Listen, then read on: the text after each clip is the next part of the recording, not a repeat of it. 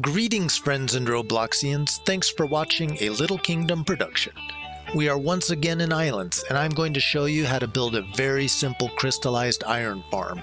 Same design farm can be done for crystallized obsidian and crystallized aquamarine. I often see questions in Discord about how to get crystallized iron. You can get it the hard way by mining it in the hub, or you can build the cry-iron farm on your island using totems. If you don't already know why you want crystallized ores, cry-iron is needed to craft many items, such as all these things here. Most desired may be the vending machines and drills. Cry-obsidian is needed for the obsidian greatsword and the very fun and handy respawn blocks. And cry-aqua is needed for aquamarine swords and the title spellbook, as well as fish tanks.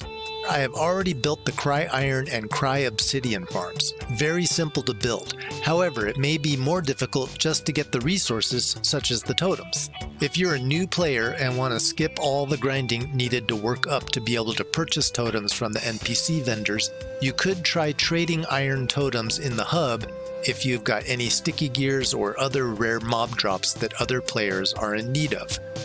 Many veteran players have more iron totems than they can use and gladly will trade for things like that, which you most likely have got if you've been out fighting the mobs. The obsidian totems are more rare and more difficult to get as they come from Pirate Island's miner NPC. They require doubloons to purchase them. I only have 3.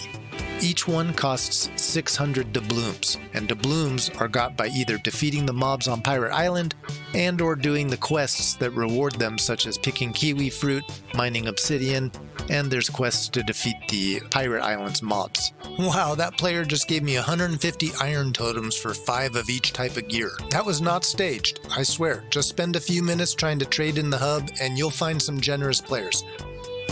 Now I'm going to construct the same design farm for cry-aqua. You could mix all these together if you wish, using one farm mixing in an assortment of ore totems, but I'm keeping them separate just for this tutorial example. When I start a noob island and I'm grinding hardcore, I do mix them together, but not for this example today. The way I like to do this, and I think the simplest of all designs, is by making 2 rows, 10 to 12 blocks long, separated by a gap of 1 block.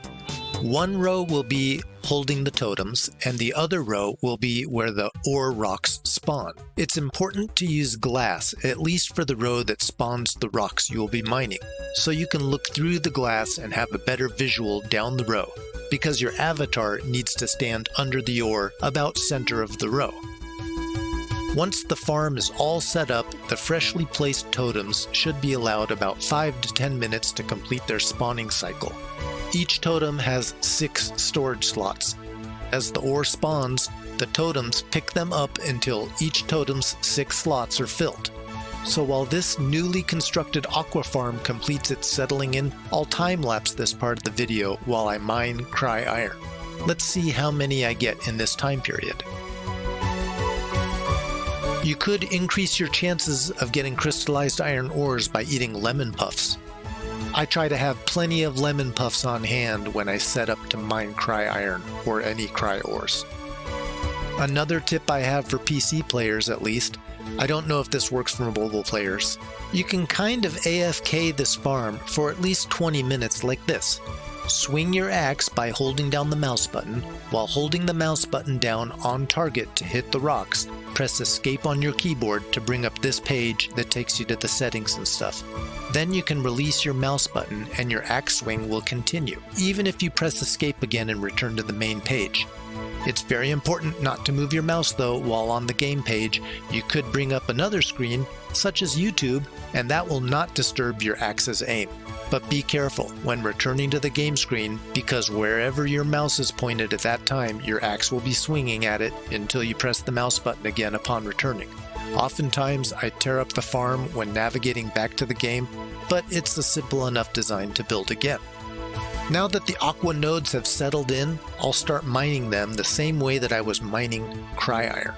I sometimes do this farm using my favorite AFK tool, Tiny Task, and if you're mining for cry-iron, you could set up a furnace and do a multitask where you mine some iron ores and at the same time smelt them into iron ingots on the furnace.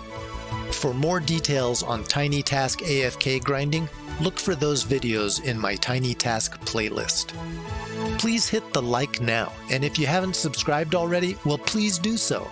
As a new subscriber, meet me in the game and tell me you saw this video, and I'll give you a free Cry Iron gift. Thank you so much for watching. Remember, have fun and keep it imaginary.